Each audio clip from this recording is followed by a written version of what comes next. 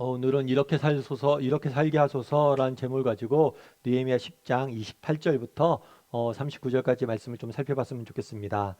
여러분 월남 이상재 선생님이라고 이름을 들어보셨죠?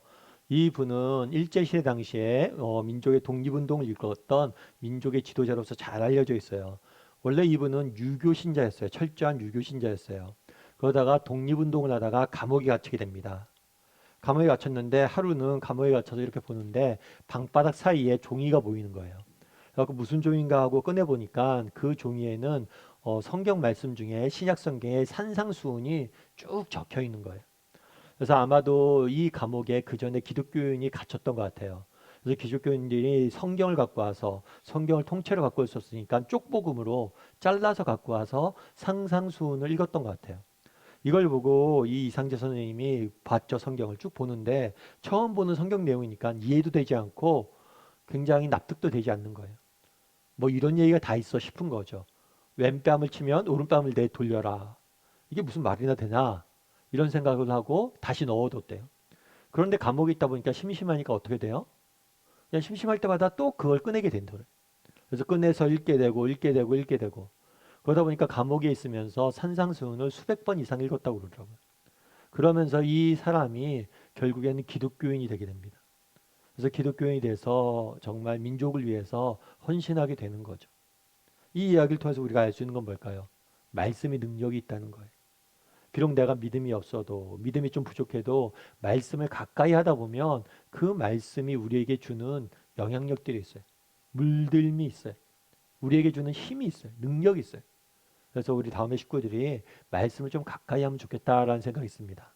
우리가 계속해서 느헤미야 말씀을 보고 있는데 느헤미야에서 이스라엘 사람들이 예루살렘 성벽을 재건을 합니다. 그런 다음에 뭘 하냐면 율법을 읽어요. 율법을 읽으면서 변화를 받게 되죠. 왜냐하면 말씀의 능력이 있으니까. 율법을 읽으면서 뭘 깨달았냐면 우리가 그동안 잘못 살았구나. 우리가 그동안 정말 하나님의 뜻대로 못 살았구나. 라는 걸 깨달아요. 그런 다음에 회개하고 그 다음에 뭘 하냐면 하나님과 언약을 갱신합니다. 하나님과 다시 한번 약속을 하는 거예요. 하나님, 우리가 이때까지 잘못 살았습니다. 앞으로 우리가 이렇게 살겠습니다. 라고 약속을 해요. 오늘 우리가 함께 읽은 본문은 이 약속의 내용이에요. 그래서 저는 오늘 여러분과 함께 이스라엘 백성들이 어떤 약속을 하나님 앞에서 했는지, 그리고 또 이 약속의 의미는 뭔지, 그러면 또 우리가 하나님 앞에서 우리는 어떻게 살아야 될지에 대해서 함께 이야기를 좀 나눠봤으면 좋겠습니다. 우리 먼저 30절 말씀 같이 한번 읽어볼까요? 우리의 딸들을 이 땅 백성에게 주지 아니하고 우리의 아들들을 위하여 그들의 딸들을 데려오지 아니하며 하나님의 말씀대로 살겠다라고 결심을 내요. 그런 다음에 제일 처음에 한 결심이 뭐냐면 결혼에 관계된 거예요. 그건 뭐냐면 우리 딸들을 이 땅의 백성에게 주지 아니하며 다르게 얘기하면 결혼을 하는데 다른 민족과 유대인이 아닌 이스라엘 백성이 아닌 다른 민족과 결혼하지 않겠다는 거예요. 그렇다면 왜 이스라엘 백성들은 이런 결심을 했을까요? 왜 이런 결단을 했을까요? 다르게 말하면 율법은 왜 하나님은 다른 민족과 결혼하지 말라고 이야기했을까요? 이것은 단순히 민족적인 문제가 아니에요. 단순히 국제 결혼을 하지 말라는 게 아니에요. 이 율법을 하나님께 주실 때 누굴 통해서 주냐면 모세를 통해서 주셨어요. 그래서 모세는 이스라엘 백성들을 애굽에 노예하고 있던 이스라엘 백성들을 출애굽해서 그들을 구원한 이스라엘 역사상 가장 위대한 지도자 중에 한 명이에요. 그런데 모세도 이방 여인과 결혼했어요. 이방 사람과 결혼했어요. 다른 민족 사람과 결혼을 했어요. 따라서 이때 결혼하지 않겠다, 결혼하지 말라라고 이야기한 것은 단순히 민족적인 문제가 아니에요. 그리고 예수님의 족보를 신약 성경에 보다 보면 이방 여인들과 결혼한 사람들이 굉장히 많이 나와요. 그럼 왜 이방 여인과 다른 민족과 결혼하지 말라고 했냐? 그것은 단순히 민족적인 문제가 아니라 결혼의 문제가 아니라 누구와 결혼을 하면 어떻게 됩니까? 부부는 닮아간다고 그러죠. 결혼을 하게 되면 서로가 영향력을 많이 받아요. 다른 민족 여인들과 결혼을 하게 되면 어떻게 돼요? 그 민족의 그 여인이 갖고 있던 가치관, 풍습, 관습 이런 것들이 영향을 받게 됩니다. 그러면서 수년 동안 뭘 했냐면 이렇게 결혼하고 살면서 이방 사람들과 똑같아진 거예요. 이스라엘 백성들이 세상 사람들과 구별이 하나도 안 된 거예요. 그 땅에 있는 민족들과 이스라엘 백성들이 하나도 구별이 안 된 거예요. 그래서 그때 결혼하지 말라라고 이야기한 거고 결혼하지 않겠다라고 이야기한 거예요. 다르게 말하면 이 결단은 무슨 결단이냐면 우리가 이 땅에 있는 사람들과 다르게 살겠다는 거예요. 구별되이 살겠다는 거예요. 이 사람들과 똑같이 이 사람들처럼 살지 않겠다고 고백한 게 바로 그때 결혼의 문제였던 거예요. 그래서 우리는 다시는 결혼하지 않겠습니다 라고 말한 건 뭐예요? 우리가 다시는 이들과 똑같지 않고 구별된 삶을 살겠습니다 라고 고백하는 거죠. 그럼 우리는 어때요? 여러분들은 어때요? 여러분들은 우리는 하나님을 믿는 사람들이잖아요. 그럼 세상 속에 살면서 우리는 얼마나 구별된 삶을 살고 있습니까? 누가 우리를 보고 저 친구는 좀 다른 것 같아 나랑. 그러고 보니까 그러네. 저 친구 왜 다르지? 아, 교회 다닌다고 그랬지? 아, 예수 믿어서 우리랑 다르구나. 이런 이야기 듣습니까, 여러분? 우리가 구별된 게 나타나요. 오늘날 세상이 교회에 대해서 많은 비판을 합니다. 그 비판 중에 하나가 뭐냐면 너나 나나 똑같다는 거예요. 교회 다니는 사람이나 그렇지 않은 사람이나 내가 보기엔 똑같다는 거예요. 세상이 보기엔. 그런데 너나 나나 똑같은데 우리가 왜 너의 얘기를 들어야 되는 거냐는 거예요. 너의 삶의 방식과 너의 모습과 너의 말이 너의 생각이 우리랑 똑같은데 굳이 너희의 말을 우리가 들을 필요가 뭐가 있냐는 거예요. 그래서 왜 교회가 점점 세상 속에 영향력을 잃어가고 있습니까? 똑같아졌기 때문이에요. 구별되지 못했기 때문이에요. 이스라엘 백성들도 그걸 깨닫고 구별된 삶을 살겠다고 한 거예요. 물론 세상의 이런 비판은 조금 과한 경향이 있어요. 조지 바나라고 연구소가 있어요. 이 연구소는 다양한 사회적인 현상이나 기독교적인 현상에 대해서 연구하는 단체예요. 근데 이 연구하는 단체에서 어떤 이야기를 했냐면 우리가 너와 내가 다르다라는 이 차이를 느끼기 위해서는 약 40% 정도의 간격이 필요하다고 이야기를 해요. 이게 무슨 얘기냐면 예를 들면 그런 거죠. 횡단보도가 있습니다. 횡단보도가 있으면 신호등이 있죠. 요즘은 신호등이 이렇게 바닥에도 있다고 그러더라고요. 그거 빨간 신호등이에요. 그럼 건너지 말아야 되죠. 그런데 차들이 안 다니고 그러면 어떻게 합니까? 사람들이 건너죠. 건너는데 예를 들어서 믿지 않는 사람이 7명이 무단횡단을 해요. 그런데 기독교인들은 뭐예요? 만약에 3명 미만으로 기독교인들이 무단횡단을 한다. 그러면 이게 40% 차이가 나는 거예요. 아, 그제서야 뭐 한 거예요? 아, 저 사람들은 우리랑 다르구나. 이런 이야기를 한다는 거예요. 마찬가지죠. 저는 우리 믿는 사람들이 믿지 않는 사람보다 낫다라고 생각을 해요. 그리고 여러분들도 그렇고 저도 그렇고 세상 속에서 구별된 삶을 살려고 노력한다고 그래요. 다만 문제는 뭐냐면 그 차이가 아직 적은 거예요. 10% 20% 정도만 우리가 나은 거예요. 우리가 좀 더 나아져야 돼요. 좀 더 구별되어야 돼요. 그래서 세상 사람들이 우리에게서 차이를 느껴야 되는 거예요. 열심히 우리 살아왔다고 생각합니다. 교회도 열심히 살려고 했어요. 그런데 아직 좀 부족한 거예요. 정말 그날에 이스라엘 백성들이 뭐라고 결단했어요? 우리가 좀 구별된 삶을 살길 원합니다. 우리도 좀 이렇게 정말 세상 속에 구별된 삶을 살기 위해서 이때까지 노력해왔지만 좀 더 노력했으면 좋겠어요. 그럼 어떻게 하면 이렇게 구별된 삶을 살 수 있을까요? 뭐 여러 가지 이유가 있겠죠. 여러 가지 방법이 있겠죠.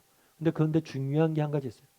제가 예전에 어떤 책에서 읽었는데 서울대학교 교수님이에요. 서울대학교 교수님인데 한 번은 수업을 하는데 수업을 하다가 손 들어 보라고 그랬대요. 혹시 너희 중에 교회 다니는 사람 있으면 손 들어봐. 그랬더니만 몇몇 학생이 손을 들더래. 근데 손을 드는데 이렇게 번쩍 드는 게 아니라 이렇게 안 보이게 쭈삣쭈삣 손을 들더래. 그러면서 그걸 보면서 그 교수님이 느낀 게 있대요. 만약에 저 친구들이 밖에 나가서 야, 너희 중에 서울대학교 다니는 사람 손 들어봐. 그럼 번쩍 들 텐데. 참 서울대학교에 얼마나 자부심이 있어요. 번쩍 들 텐데 교회 다니는 거 하면 왜 저렇게 쭈삣쭈삣 손을 들까? 그만큼 뭐가 없는 거예요? 자부심이 없는 거예요. 자긍심이 없는 거예요. 정말 예수 믿는다는 것, 우리가 기독교인이란 것, 이것이 얼마나 놀라운 일이에요. 이게 얼마나 자부심 가져도 되는 일이에요. 왜요? 그리스도 안에는 예수님 안에 생명이 있잖아요. 예수님 안에는 참된 진리가 있잖아요. 우리는 참된 생명을 소유하고 참된 진리를 깨닫는 사람이잖아요. 세상이 모르는 진리를 알고 세상이 모르는 능력을 맛보고 세상이 모르는 생명이 있는 사람들이죠. 그런데 우리는 정말 그런 면에서 자부심이 있는가? 우리가 정말 자부심이 있다면, 자긍심이 있다면 구별되어 살겠죠. 살지 말라고 그래도. 우리가 선진국 사람들이라면 그러잖아요. 도구를 써서 음식을 먹잖아요. 손으로 안 먹잖아요. 자부심이 있으니까. 그래서 정말 우리 다음의 식구들이 정말 자부심을 가졌으면 좋겠어요. 자부심이 회복됐으면 좋겠어요. 우린 믿는 자란. 그리고 이런 자긍심을 가지고 세상 속에서 지금까지 열심히 살아왔지만 앞으로도 좀 더 구별된 삶을 살 줄 아는 저와 여러분이 되기를 주님의 이름으로 소원합니다. 두 번째로 31절 말씀 같이 한번 읽어볼까요? 같이 읽도록 하겠습니다. 혹시 이 땅 백성이 안식일에 물품이나 온갖 곡물을 가져다가 팔려고 할지라도 우리가 안식일이나 성일에는 그들에게서 사지 않겠고 일곱째 해마다 땅을 쉬게 하고 모든 빚을 탕감하리라 하였고. 예, 제일 처음에 이야기한 게 뭐냐면 결혼 이야기예요. 결혼 이야기는 결국엔 구별된 삶을 살겠다는 거죠. 그런 다음에 어떤 이야기를 하냐면 안식일에 대한 이야기를 합니다. 성경은 안식일에 대한 규정을 주셨어요. 그런데 이 규정을 어겼던 거죠. 지키지 않았던 거죠. 그래서 이 규정을 지키겠다라고 결단을 한 거예요. 안식일은 그럼 뭘까요? 안식일 하나님께서 6일 동안 일하고 7일째 되는 날은 뭐라고 그런 거예요? 안식하라고, 쉬라고 이야기한 거예요. 왜냐하면 하나님께서 이 세상을 창조하실 때 6일 동안 창조하시고 7일째 되는 날은 쉬었기 때문이에요. 그래서 안식일을 제정하신 거예요. 그런데 이스라엘 백성들은 안식일을 지키지 않았던 거죠. 쉬지 않았던 거죠. 그래서 다시 우리가 안식하겠습니다라고 결단한 거예요. 그렇다면 왜 하나님께서는 안식하라고 그랬을까요? 왜 안식의 규정들을 주었을까요? 무엇보다 우리가 기억해야 될 게 뭐냐면 쉼의 중요성이에요. 예전에 여러분 성공하는 사람들의 7가지 습관이라는 책이 있습니다. 스티븐 코비 박사님이 쓴 책인데 이 책은 리더십에 대해서 관련된 책으로 많은 사람들이 선한 영향을 미친 굉장히 인기를 많이 얻었던 책이에요. 근데 이 책에 한 가지 예화가 나옵니다. 어떤 예화가 나냐면 나무꾼에 대한 이야기가 나와요. 어떤 나무꾼이 있었습니다. 이 나무꾼이 도끼를 가지고 막 나무를 베고 있는 거예요. 그런데 옆에서 이 나무꾼이 나무 베는 걸 지켜보던 베테랑 나무꾼이 이렇게 이야기하는 거죠. 초보니까 나무를 베는데 잘 못 베는 거예요. 그래서 이야기를 해요. 아니, 나무를 이렇게 열심히 베고 있는데 그 도끼날이 너무 무딘 것 같다고. 도끼날을 날카롭게 간 다음에 나무를 베면 훨씬 더 나무가 잘 벨 것 같다고. 그렇게 조언을 하게 돼. 그랬더니 이 나무꾼이 뭐라고 그러는지 아세요? 뭐라고 했냐면 제가 지금 너무 바쁩니다. 너무 바빠서 도끼날을 갈 시간이 없습니다. 이 예화를 들면서 우리가 그렇다는 거예요. 여러분 나를 갈아야죠. 좀 쉬어야죠. 그래야지 더 뭐예요? 잘 뵐 수 있을 거예요. 그런데 너무 바쁘다는 핑계로 너무 일이 많다는 핑계로 뭐예요? 쉬지 않는다는 거예요. 그러다 보니까 뭐예요? 능률이 떨어진다는 거예요. 그래서 쉬어야 된다는 거예요. 맞죠? 우리가 어쩌면 7일 동안 계속해서 일하는 것과 6일만 일하고 7일 날 쉬는 것. 어떻게 보면 7일 동안 계속 일하는 게 더 일을 많이 할 것 같죠. 그런데 그렇지 않아요. 왜냐하면 그러다 보면 지쳐요. 날이 무뎌져요. 그러다 보면 아무리 일해도 원하는 성과를 낼 수 없는 거예요. 그래서 정기적으로 쉬면서 나를 갈아야 돼. 그런데 우리가 한 가지 기억할 거 있어요. 여러분, 쉬는 게 좋아요? 나빠요? 쉬는 게 좋을까요? 나쁠까요? 좋죠. 여러분 2022년도 새해 밝으면 제일 처음에 달력을 보죠. 달력을 본 다음에 뭘 제일 먼저 확인해요? 빨간 날을 확인하잖아요. 올해는 며칠이나 쉬냐. 혹시라도 빨간 날이 주일이랑 겹치면 아쉬워하죠. 그래서 요즘은 대체 공휴일 뭐 이런 것도 생겼잖아요. 근데 제일 재밌는 게 뭐냐면 안식일을 지키라는 건 어쩌면 제일 쉬운 명령이잖아요. 쉬라는 거예요. 놀라는 거 아니에요. 놀고 쉬는 거를 싫어하는 사람이 어디 있어요? 그런데 왜 안식일을 안 지켰냐는 거예요. 쉬는 걸 다 좋은데 왜 안 쉬냐는 거예요. 그래서 이 쉼의 문제는 단순히 그냥 육체적으로 쉬는 문제가 아니에요. 왜 그들은 쉬지 못했을까요? 여러분 오늘날 우리가 뭐 주 5일 근무제도 하고 공휴일이 예전에 비해서 많아졌어요. 그런데 많은 사람들이 그런 얘기하죠. 야, 쉬어도 피곤하다. 쉬어도 쉰 것 같지 않다. 왜 쉬어도 피곤하고 쉬어도 쉰 것 같지 않을까요? 육체는 쉬지만 정신은 쉬지 않기 때문이죠. 늘 쉬지만 쉬는 날이지만 늘 뭐예요? 염려와 걱정을 갖고 살아가죠. 여러분 우리는 어때? 일주일 동안 우리 오늘은 주일이에요. 오늘 쉬는 날이에요. 근데 여러분 쉽니까? 물론 몸은 쉬는 것 같죠. 근데 머릿속은 여전히 여러분이 갖고 있는 인생의 문제들, 일터의 문제들, 자녀의 문제들, 여러적인 관계적인 문제들 이런 것들 계속해서 머리에 가지고 있지 않아요? 그래서 쉬어도 쉬지 않는 거예요. 몸은 쉬는데 우리의 마음은 쉬지 않는 거예요. 결국에 쉼의 문제는 어떤 문제냐? 결국에 쉼의 문제는 주권의 문제.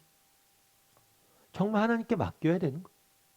정말 일주일 중에 하루는 세상 염려들, 걱정들 다 내려놓고 하나님께 다 맡기고 너희가 온전히 안식하라는 거예요. 온전히 쉬라는 거예요. 이스라엘 백성들이 왜 온전히 쉬지 못했습니까? 맡기지 못했던 거예요. 여전히 내 인생의 문제를 내가 해결하려고 그러고 붙잡고 있고 가지고 있었던 거예요. 제가 아는 목사님 있어요. 굉장히 존경하는 목사님인데 지금은 소천하셨어요. 이 목사님이 젊은 날 교회를 이제 섬겼죠. 담임 목사 교회를 섬기는데 월요일마다 이 목사님 갖고 있던 습관이 하나 있어요. 그건 뭐냐면 월요일 날 목회자들은 주일 날도 사역을 하기 때문에 월요일 날 많이 쉽니다. 근데 월요일 날 쉬는 날 기도원을 꼭 가셨어요. 그리고 온종일 기도하고 내려오시는 거죠. 그리고 젊은 날 월요일마다 기도하고 내려오고 기도하고 내려오고 그렇게 열심히 일했대요. 근데 너무 일을 그렇게 열심히 했음에도 불구하고 계속해서 문제는 쌓여가고 계속해서 점점 힘들어져만 갔대. 그러다 어느 날 월요일 날 기도회 갔는데 습관을 따라서 기도회 갔는데 기도원을 갔는데 그날따라 너무 피곤하더래. 그래서 그날은 하루 종일 잠만 자다 왔대. 기도원 가서. 여러분 그렇다 기도원 가서 잠자란 게 아니에요. 기도원 가서 잠만 자고 내려왔는데 재밌는 거는 그 주간에 일들이 너무 잘 풀리더래. 너무 수월하게 막혔던 것들이 다 해결이 되더래. 그래서 이 목사님 그 다음부터 뭘 했냐면 월요일 날 기도원 가서 기도는 안 하고 잠만 잤다고 그러더라고. 잠자니까 일이 더 잘 된다. 그러면서 깨달은 게 있다. 그건 뭐냐면 월요일마다 내가 가서 기도를 합니다. 기도를 하는데도 여전히 기도 중에도 염려하고 걱정하고 붙잡고 있었던 거예요. 기도하면서 우리 교회에 이런 문제가 있습니다. 이런 어려움들이 있습니다. 계속 그것만 기도하고 그거에 매여 있었던 거예요. 그날 쉬면서 느꼈던 게 그거를 하나님께서 말씀하신 것 같아요. 야, 이제 그만 기도하고 좀 내게 맡기고 너 좀 쉬어라. 기도도 그만하고 좀 쉬어라. 너. 왜 그렇게 못 맡기냐? 결국에 자신의 문제를 발견했다는 거예요. 맡기지 못했고 그래서 쉬지 못했다는 거예요. 기도했지만 맡기지 못했기 때문에 기도가 주는 평안을 누리지 못했다는 거예요. 우리도 마찬가지. 여러분 오늘 주일이잖아요. 정말 오늘 하루만큼 여러분 안식했으면 좋겠어요. 우리 열심히 살아야 됩니다. 세상에서 열심히 땀 흘려 수고하고 지혜를 쏟아서 일을 해야 돼요.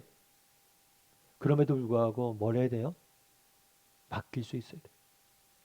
이거는 단순히 주일 하루의 문제가 아니에요. 일주일 살면서 여러분 최선을 다해 사십시오. 하지만 그 결과는 하나님께 맡기세요. 하나님이 도와주실 것이다. 하나님께서 이거 결국에 이 모든 문제 해결하시면 하나님이시다. 라는 부분에서 맡길 수 있어야 돼요. 그랬을 때 안식을 누릴 수 있는 거. 바라기는 우리 다음의 식구들이 정말 하나님께 맡길 줄 아는 사람이 되었으면 좋겠어. 그래서 정말 우리 인생의 문제를 맡김으로 정말 하나님이 주시는 안식과 평안을 맛볼 줄 아는 저와 여러분이 되기를 주님의 이름으로 소원합니다. 그런데 안식일 규정에서 우리가 한 가지 더 주의 깊게 볼 게 있어요. 그건 뭐냐면 우리 31절 말씀을 다시 한번 살펴봤으면 좋겠습니다. 혹시 이 땅 백성이 안식일에 물품이나 온갖 곡물을 가져다가 팔려고 할지라도 우리가 안식일이나 성일에는 그들에게서 사지 않겠고 일곱째 해마다 땅을 쉬게 하고 모든 빛을 탕감하리라 하였고. 네. 안식일에는 우리가 물건을 사지 않겠다라고 되어 있어요. 이거는 단순히 뭐 필요한 걸 사지 않겠다는 게 아니라 상업 활동, 즉 일을 하지 않겠다는 거예요. 일곱째 날은 일을 하지 않겠다라고 이야기를 한 다음에 그 다음에 뭘 했냐면 일곱 번째 해에는 날이 아니라 해예요. 6년 동안 일하고 7년째 되는 해에는 뭘 하겠다고요? 땅을 쉬게 하겠다라고 이야기를 합니다. 그래서 이거는 안식년이라고 얘기해요. 안식년. 일곱 번째 해에는 뭘 하는 거예요? 땅을 쉬게 하는 거. 그럼 왜 땅을 쉬게 했을까요? 이걸 통해서 우리가 알 수 있는 건 뭘까요? 땅을 쉬게 한 건 땅은 어떤 곳이에요? 우리의 삶의 터전이잖아요. 우리가 살아가는 삶의 환경이잖아요. 이 삶의 터전과 환경도 쉬도록 우리가 하겠다는 거. 예를 들면 요즘 그런 거죠. 요즘 코로나가 굉장히 유행을 합니다. 코로나가 굉장히 유행을 하는데 코로나가 왜 생겼느냐 여러 가지 이야기를 해요. 근데 어떤 분이 그런 얘기를 하더라고요. 원래 전 지구가 있으면 지구 내에 인간은 예전에는 그 땅 중에서 3, 40%만 인간이 살았대요. 그런데 인간이 점점 뭘 하는 거예요? 점점 확장해 가는 거예요. 그리고 지구에서 50%, 60% 이상의 인간이 사는 거예요, 이제. 그러다 보니까 동물이 살 곳이 없어지고 동물에게 들어가야 될 바이러스들이 뭘 하는 거예요? 인간에게 들어오기 시작한다. 다르게 말하면 그분이 얘기하는 건 코로나가 뭐냐? 정말 자연을 계속해서 인간이 확장을 하고 자연을 착취하고 자연을 훼손했던 결과로서 우리가 받은 것이고 이런 현상은 앞으로도 계속될 거라는 거예요. 어떤 면에서 일리가 있죠. 우리가 뭘 한 거예요? 자연을 그만큼 우리가 보존하지 못하고 지키지 못했던 거예요. 땅을 6년 동안 일하게 했으면 땅도 쉬어야 되잖아요. 땅도 쉼을 통해서 땅이 회복돼야 되죠. 우리에 있는 환경을 우리가 지키고 보존하고 회복시키는 일들, 그런 것들도 우리에게 주어진 사명이고 책임이에요. 그런데 그런 사명을 못했다는 거죠. 그날의 땅을 쉬지 않게 했던 건 뭐예요? 계속해서 땅을 착취한 거죠. 그래서 이제 땅을 쉬게 하겠다는 거예요.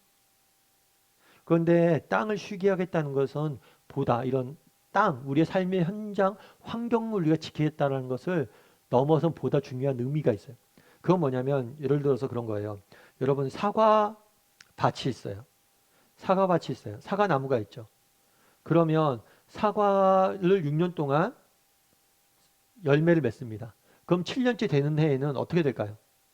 사과 농사를 안 짓는다고 사과 나무를 다 뽑아버리나요? 그렇지 않죠. 사과 나무를 가만히 두죠. 그러면 사과가 열릴까요? 안 열릴까요? 7년째 되는 해도 사과가 열립니다.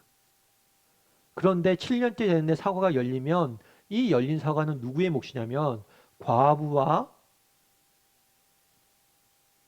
과부와 고아 그리고 나그네의 몫이. 그래서 7년째는 땅을 놀립니다. 그런데 놀리는데도 불구하고 나오진 산물들은 과부와 고아가 몫으로 돌아가게 돼 있어요. 다르게 말하면 안식일은 단순히 나 하나 쉬는 날이 아니에요. 안식일은 어떻게 하는 날이에요? 내가 누린 안식을 전하는 날이에요. 너희가 정말 하나님이 주셔서 이런 은혜를 누리지 않았냐? 6년 동안 이렇게 많은 과실을 먹지 않았냐? 그럼 7년째 되는 해는 그 과실을 나눠주라는 거예요. 누구나 먹을 수 있도록 주라는 거예요. 그게 바로 안식일 규정의 의미예요. 안식을 너희가 누릴 뿐만 아니라 안식을 나누라는 거예요. 사람들. 그래서 또 뭐라고 됐어요? 모든 빚을 탕감해줘라. 너희가 애굽의 노예였지 않냐? 근데 노예였던 너희를 하나님께서 은혜로 공짜로 해방시켜주지 않았냐? 그럼 너희가 이런 큰 사랑을 받았는데 그 사랑으로 다른 사람에게 베풀어야 되지 않겠느냐? 너희가 누린 은혜와 사랑을 다른 사람에게 베풀라는 거예요. 너희가 누린 안식을 다른 사람에게 뭐라는 거예요? 나누라는 거예요. 그래서 안식일 규정에 보다 중요한 의미는 우리가 안식을 누릴 뿐만 아니라 나누어야 된다는 거예요. 우리는 어떠냐는 거죠. 여러분 정말 우리는 안식을 누리고 있습니까? 정말 우리 인생에 정말 여러 가지 인생의 문제들이 있지만 예수 그리스도께 그 문제를 맡김으로 참된 안식과 평안을 누리고 있습니까? 그런 다음에 또 한 가지 물어봐야 되죠. 그럼 우리가 예수 그리스도 안에 누린 이 평강과 안식을 주님이 주신 은혜를 정말 우리 이웃과 다른 사람과 나누고 있는 삶을 사냐는 것. 여러분 미국에 칙필레라는 샌드위치 회사가 있어요. 이거는 치킨 샌드위치 프랜차이즈인데 우리나라에는 들어오지 않았어요. 근데 미국에서 이 치킨 샌드위치 회사가 칙필레가 1위 기업이라고 하더라고요. KFC보다 훨씬 더 지금은 유명하고 많이 팔리고 사람들이 줄 서서 먹는 이렇게 회사라고 그러더라고요. 뭐 먹어본 사람이 뭐 특별한 건 없다고 이야기도 하더라고요. 근데 제가 이 회사에 대해서 보면서 기사를 하나 봤는데 되게 재밌더라고요. 왜 재밌었냐면 이게 뭐 치킨 샌드위치 업계 1위고 뭐 이렇게 요식 업계에서는 지금 몇 위고 막 그렇게 칭찬을 엄청 많이 하는 거예요. 근데 회장이 인터뷰하는데 자기는 이런 칭찬은 별로 뭐 달갑지 않다. 좋긴 하지만 기쁘긴 하지만 그건 별로 자기한테 중요한 문제가 아니라고. 그래서 뭐가 중요합니까? 그랬더니 자기는 믿는 사람인데 믿는 사람으로서 내가 운영하는 기업이 좀 다르다. 저 사람이 운영하는 기업은 좀 다르네. 믿음의 기업이라 다르네. 라는 이야기를 듣는 게 더 좋다고 저는. 그래서 아무리 매출이 높다는 이야기보다 저 회사는 좀 다르다. 이런 이야기를 듣는 게 좋다고 그러더라고요. 참 그게 되게 마음에 와닿았어요. 그런데 그래서인지 몰라도 이 치필레 같은 게 좀 여러 가지 특별한 게 있더라고요. 그 중에 하나는 뭐였냐면 아이스크림을 줘요. 아이스크림을 공짜로 줍니다. 여기 가면. 근데 아이스크림을 공짜로 주는데 조건이 있어요. 그 조건은 뭐냐면 식사를 할 때 봉투를 하나씩 나눠줘요.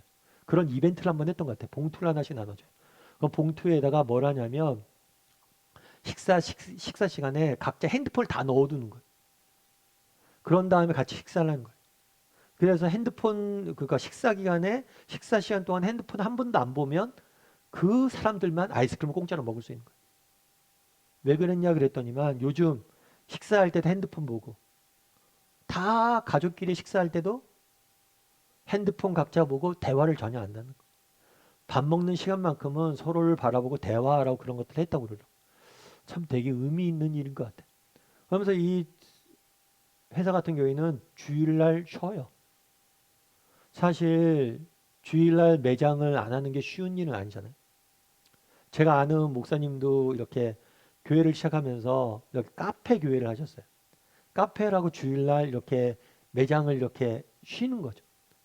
그랬더니 우리나라 같은 경우는 뭐 임대료도 비싸고 그러다 보니까 주일날 쉬니까 도대체 운영을 할 수가 없다. 그만큼 주일날 쉬는 건 쉬운 결정은 아니에요. 그런데 이 회사 같은 경우 주일날 다 쉽니다. 근데 주일날 쉬는 이유가 뭐 믿음의 그런 부분들도 있지만 보다 근본적인 이유 중에 하나는 또 그런 게 있다고 그러더라고요. 뭐냐면 이 CEO가 어렸을 때 굉장히 가난했어요. 그러다 보니까 어머니가 식당 종업원이었는데 어머니가 식당 종업원에 일하다 보니까 일요일날 주일날 쉬질 못한 거예요. 그러면서 우리 회사에서 일하시는 사람들은 다 가족이 있다. 가족과 하루는 쉬어야 된다.